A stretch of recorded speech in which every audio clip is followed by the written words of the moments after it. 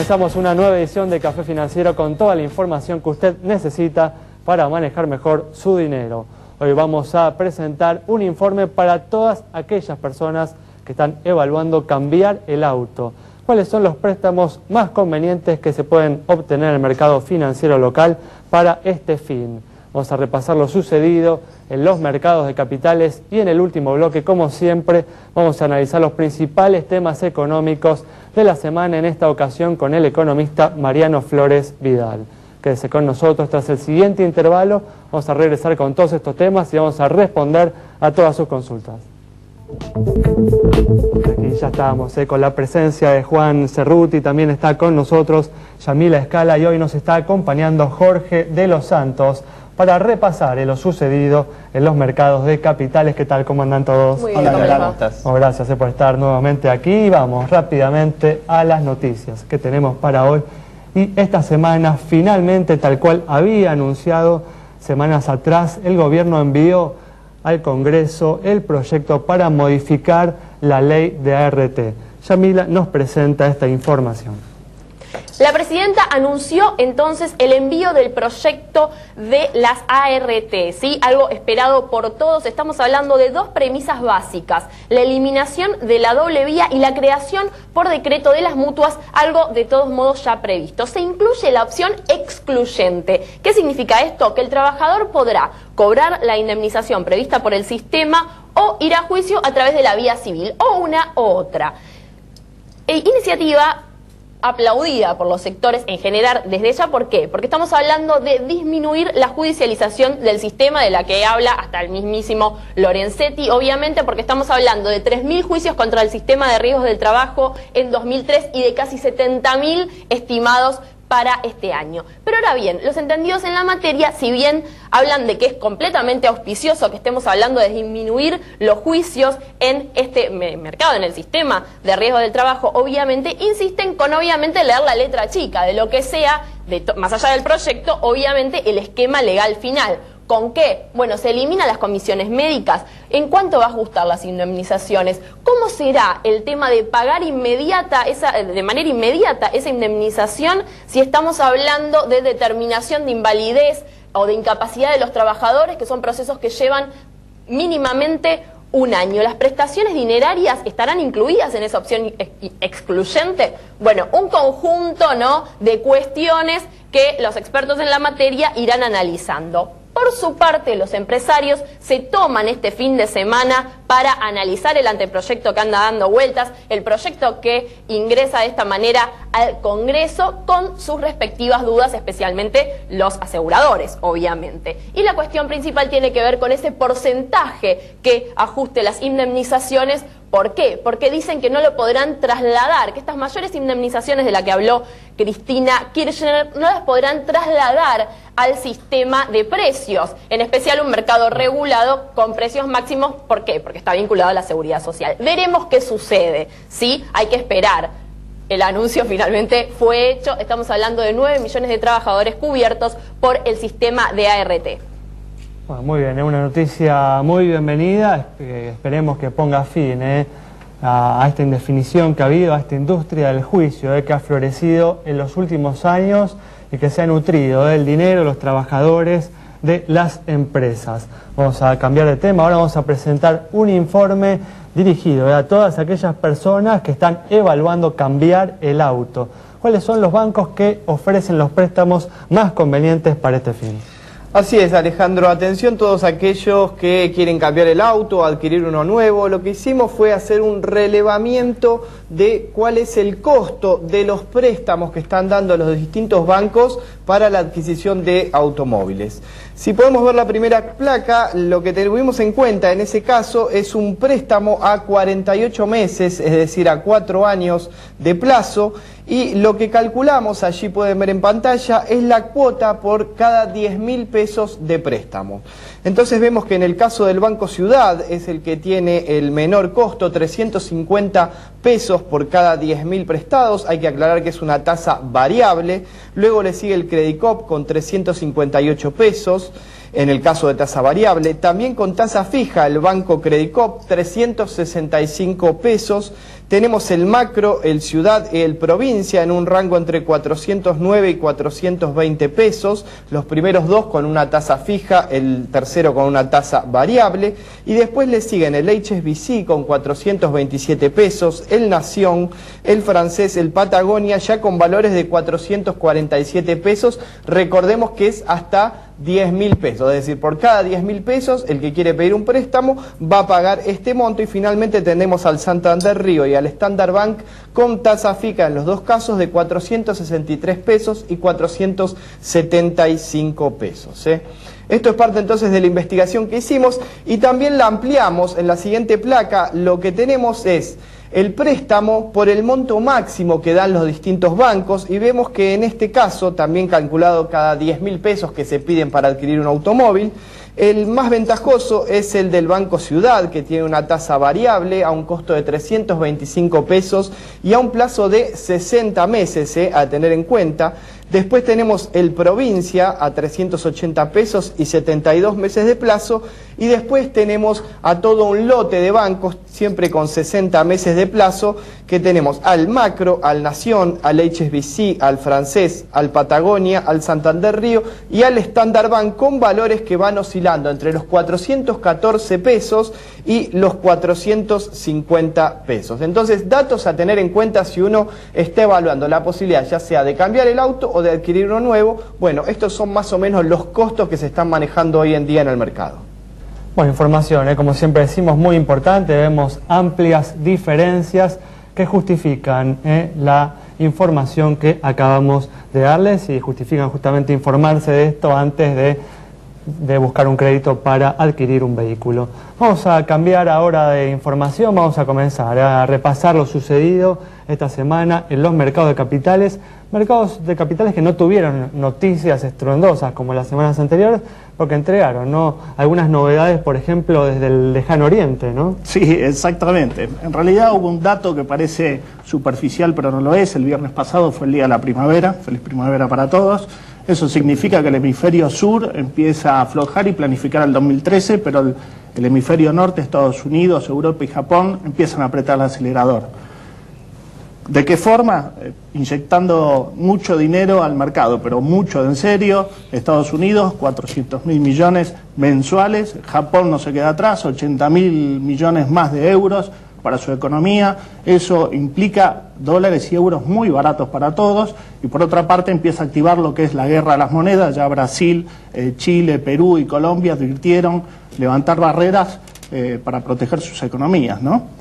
Y sí, esto puede terminar justamente apreciando las monedas de los países sudamericanos y terminar generando dificultades comerciales, ¿no?, para estos países, porque sus exportadores van a ser menos competitivos, ¿no?, en el resto del mundo. Exactamente, exactamente. Algo que particularmente Argentina no ve demasiado, pero en realidad la zona del sur en general, América del Sur en general, está recibiendo impresionante cantidad de dólares en sus economías. Muy bien, perfecto. Esta información entonces nos vamos a un corte en instantes. Estamos nuevamente con ustedes.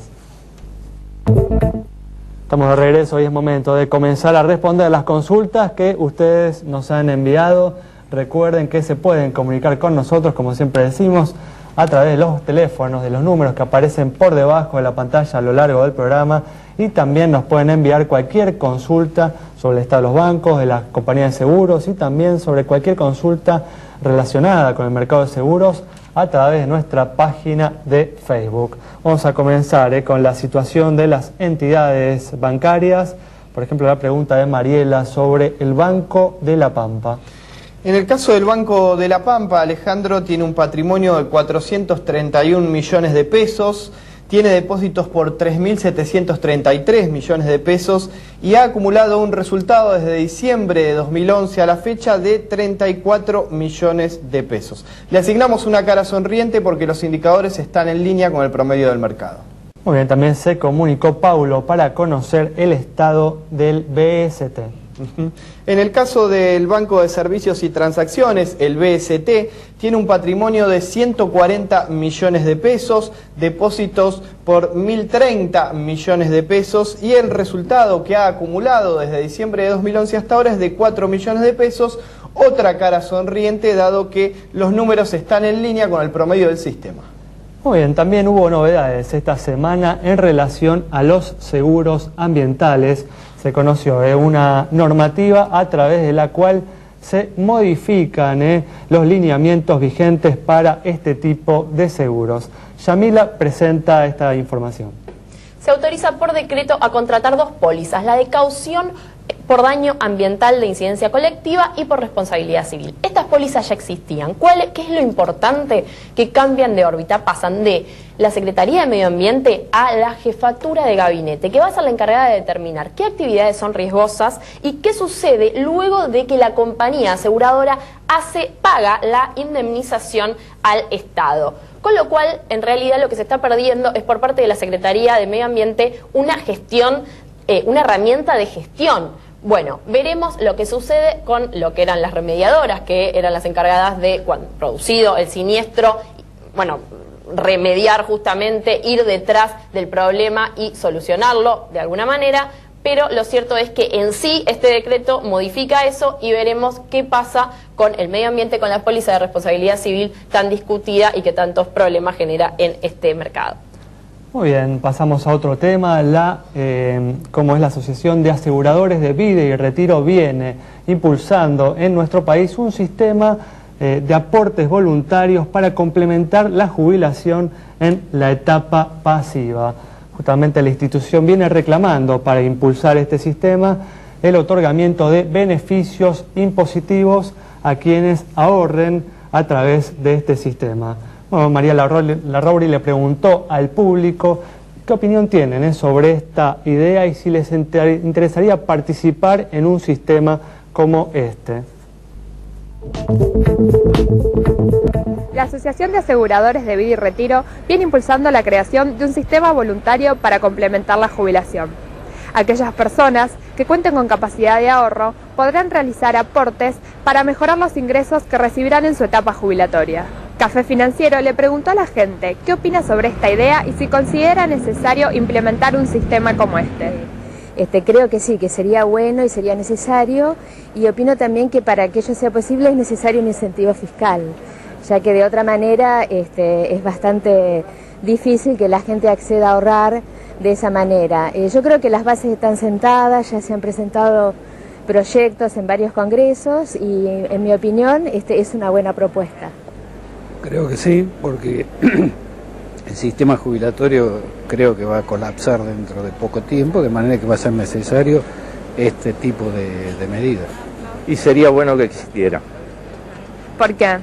Y porque las jubilaciones son bastante pobres, ¿no?, en el régimen actual. Que había un régimen como para tener ahorros propios, bueno, se perdió, como tantas otras cosas acá. Yo creo que es necesario, porque o sea, con el simple seguro de vida vos no cubrís todo y con tu jubilación tampoco. Entonces, el poder tener algo que a futuro te dé una seguridad para vos y tu familia me parece importante.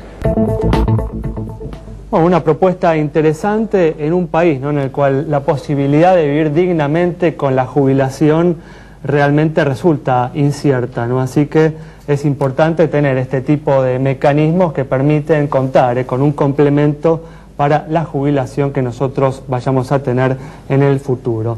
Vamos a seguir repasando lo sucedido en los mercados de capitales. Hablamos de lo sucedido en los mercados internacionales. Vamos a pasar ahora a lo sucedido localmente, teniendo en cuenta, ¿no?, que a nivel local se viene muy atento a lo que sucede en el resto del mundo, ¿no? Sí, exactamente. En el mercado local, en la semana que pasó hubo 3 noticias en líneas generales que fueron las más relevantes. Hubo una baja de calificación a la deuda argentina, de estable a negativo. En realidad no pegó en ningún bono, o sea que sigue derecho. Hubo una noticia macro muy importante, que fue que el Fondo Monetario Internacional le dio plazo hasta diciembre para arreglar las estadísticas al país. Eso realmente no implica en el precio de la papa de mañana, pero es una noticia realmente pesada pensando para diciembre. Y después, bueno, hubo la presentación del presupuesto por parte del gobierno, con números optimistas, podríamos decir, un crecimiento del 4.4, lo que dispara pago de cupones del PBI. Es muy importante eso y por eso los cupones subieron tanto esta semana. Proyectan un dólar a 5.10 y una inflación a 10.8, que en realidad es una inflación ya que por lo menos muestra 2 dígitos en la estadística. Bueno, vamos a seguir hablando de estos temas en el próximo bloque con el economista de hoy. Pero antes justamente de cortar este bloque vamos a responder a una consulta sobre la situación de una compañía de seguros. Para Marcos, que nos consultó sobre la situación de la Equitativa del Plata, esta empresa presenta un activo de 176 millones de pesos, un pasivo de 136 millones, 40 millones de pesos como patrimonio, primas 164 millones, 5 millones como resultado e informa 1.045 juicios. Con indicadores que se condicen con los del promedio del mercado, es que le otorgamos la luz verde de nuestro semáforo. Muy bien, cerramos de esta manera el bloque, quédese con nosotros. Al regreso vamos a analizar las principales noticias económicas de la semana, en esta ocasión con la presencia de Mariano Flores Vidal. Estamos aquí con la presencia del economista Mariano Flores Vidal para repasar los principales temas económicos de la semana. ¿Qué tal, Mariano? ¿Cómo andás? ¿Qué tal? ¿Cómo están? Mucho Gracias gusto. Por venir. No, gracias por invitarnos. Bueno, de acuerdo a un informe presentado en los últimos días por una consultora privada, en los últimos meses se incrementaron fuertemente las ventas de autos en Brasil, lo que podría impactar fuertemente en la producción local. Si a esto sumamos las expectativas de una muy buena cosecha para el año que viene y los buenos precios internacionales de los productos argentinos, uno puede encontrar buenas expectativas o mejores por lo menos para el año que viene. En función de esto, la pregunta es si a partir de estos factores vos esperás un comportamiento de la economía, un repunte en este segundo semestre y un crecimiento superior al 3%, como muchos economistas están pronosticando para el año que viene. Bueno, a ver, para el año que viene tiene varios signos de pregunta, como vos indicaste. En lo que es la actividad real, digamos, y las variables por el lado de la demanda y de la oferta, indicaría que va a ser un año mejor que este, digamos, que prácticamente en este... Una recuperación de las exportaciones. Exacto, por la demanda externa. No obstante ello, en realidad el año que viene va a estar, para mí, la clave que hay que mirar mucho es la inflación. Es decir, yo creo que detrás de quizás esta primavera, valga la redundancia, que puede llegar a tenerse por el lado del consumo en este segundo semestre, detrás de eso está un poco trabajando la inflación, digamos, ¿no? Entonces, es decir, mi expectativa para el año que viene es de una inflación en crecimiento, digamos, más importante de la que estamos viendo hoy en día, y eso podría minar entonces el crecimiento del año que viene, digamos. No estoy hablando de algo complicado, digamos, pero quizás las buenas noticias que vienen por algunos lados yo creo que estarían opacadas, digamos, por el fenómeno inflacionario que estamos viviendo, ¿no? Pero que de acuerdo a tus proyecciones, ¿esperás un crecimiento menor al 3%, por ejemplo? Digamos, todo puede ocurrir, pero a ver, yo creo que en torno al 3% podría darse, pero digo, estás en una situación en la que cualquier desequilibrio te puede hacer perder el pie y directamente terminar sin crecimiento, ¿no? Y ves como muy optimista entonces justamente la proyección de crecimiento que se estableció en el presupuesto. Yo creo que sí, que es optimista, dada como estoy viendo, digamos, la inflación y que esto viene básicamente por el crecimiento de los agregados monetarios, ¿no? Aclaremos, como dijimos en el bloque anterior, que el presupuesto está proyectando un crecimiento de 4,5 o 4,4% para el año 2013. Juan. Y Mariano, ¿cómo ves el mercado cambiario para el año que viene? Digo, en el presupuesto también, como dijimos, hay un dólar de 5.10, que para algunos luce un poquito bajo, y bueno, ¿cómo puede evolucionar esto, no? Por un lado las trabas a las importaciones, por el otro lado las restricciones para comprar dólares. ¿Qué puede pasar en 2013, digamos? ¿Qué puede esperar el ahorrista? Bueno, a ver, en 2013 hablamos un poco de inflación que tiene agregados monetarios y cómo está creciendo la base monetaria, está creciendo al 36-37%. En un escenario en el que no vas a tener mucho crecimiento real, como lo estoy indicando, todos sabemos el resto se va a inflación, digamos. Entonces ya estás hablando de números de inflación, digamos lo que siempre estuvimos viendo entre 20 y pico por ciento, se podría ir un 30 y pico por ciento, digamos. Entonces es un crecimiento de inflación. Por eso te decía que quizás eso te puede minar la actividad real. En términos cambiarios, yo lo que veo es, digamos, a ver, problemas de dólares el año que viene no vamos a tener. Las necesidades de dólares para cubrir el fisco no son muy grandes, están prácticamente cubiertas, como ya el presupuesto lo indica, digamos, por ese lado no hay un problema. Lo que veo es que lo que tiene que ocurrir, que para mí no va a tener una incidencia inflacionaria, es que se siga acercando el tipo de cambio a lo que es el tipo de cambio blue, digamos, es decir, el tipo de cambio paralelo. Es decir, para mí un tipo de cambio de 5,10 todavía no es de equilibrio, tiene que seguir deslizándose para poder generar las competitividad. ¿Restricciones continuando, digamos, en 2013? Las restricciones al dólar, digamos, doméstico, yo veo que van a continuar. Yo ahora lo que tengo expectativa es de que mejore la competitividad por el lado de la competitividad a nivel exportaciones e industria, por el lado de que sigan acercando el tipo de cambio oficial al paralelo. Por el lado de la parte doméstica paralelista no creo que haya cambios, digamos, en la perspectiva. Todo lo contrario, lo que va a tener necesidad es de encontrar formas de cubrirse respecto a una inflación más alta, digamos. Parece atrevida, ¿no?, tu proyección de una inflación por encima, ¿no?, del 30%. No la he escuchado en otros lugares. ¿Realmente crees que se puede ver un crecimiento tan importante, ¿no?, en la inflación? Y mira, a ver, si estudiamos para atrás lo que ocurrió, generalmente en los años anteriores el crecimiento de los agregados monetarios estuvieron en el orden del 25-30%, con crecimientos que, digamos, en el pasado han sido elevados. Tuvimos crecimiento del 9%, la diferencia era la inflación. Entonces hoy en realidad parece, llamémosle, arriesgado hablar o aventurado hablar de una inflación ya de 30 dígitos, pero si haces la cuenta es aritmética pura, digamos. Es decir, hoy se está emitiendo al 36-37%, el crecimiento prácticamente es nulo, y entonces es inflación, digamos. No hay otra manera. ¿Qué ocurre? Cuando vos mirás hoy, la pregunta sería, ¿la demanda de dinero de saldos reales creció? Porque si creció, bueno, es una justificación. Pues si vos estás creciendo la oferta de dinero, creció la demanda, eso equilibraría y reduciría la inflación. Pero me resulta raro pensar que haya crecido la demanda de dinero, de saldos reales de dinero, cuando no hay crecimiento económico y con las medidas cambiarias que se han tomado. ¿No crees que el gobierno igual tomaría medidas para contener un crecimiento de la inflación de esas características que vos estás mencionando? Es mi esperanza. Yo espero que sí. Lo que ocurre es que en el fondo, cuando vos analizás los efectos monetarios de la cantidad de dinero, le pegan a la actividad y a la inflación 6-7 meses después. Mirá lo que ocurrió en Brasil, es un relojito Brasil. Brasil sube las tasas de interés. De la suba de las tasas de interés, que es básicamente lo mismo, o sea, uno puede hablar de cantidades de dinero o de precio, que es la tasa de interés. Sube las tasas de interés, inmediatamente, 6 meses después empieza a caer el nivel de actividad, baja la inflación. Ahora bajó las tasas de interés y ya se está viendo en el segundo trimestre una recuperación. ¿Y cómo influye el año electoral, digamos, las elecciones que tenemos el año próximo en este diagnóstico que estás haciendo de la economía argentina?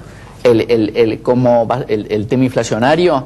Bueno, lo que pasa es que, a ver, cuando uno hace políticas redistributivas, la inflación afecta a todos.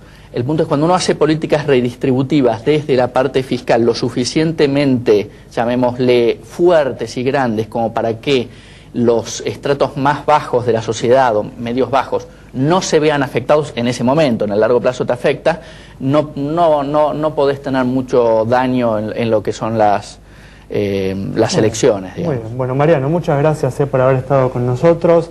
Nos vamos con el análisis del economista Mariano Flores Vidal sobre las perspectivas de la economía argentina para el año que viene, perspectivas que no son del todo alentadoras, teniendo en cuenta que Mariano está proyectando un crecimiento que no superaría el 3% y una inflación por encima del 30%. Nos vamos entonces con esta información, nos reencontramos el próximo martes a las 17 horas aquí en Metro.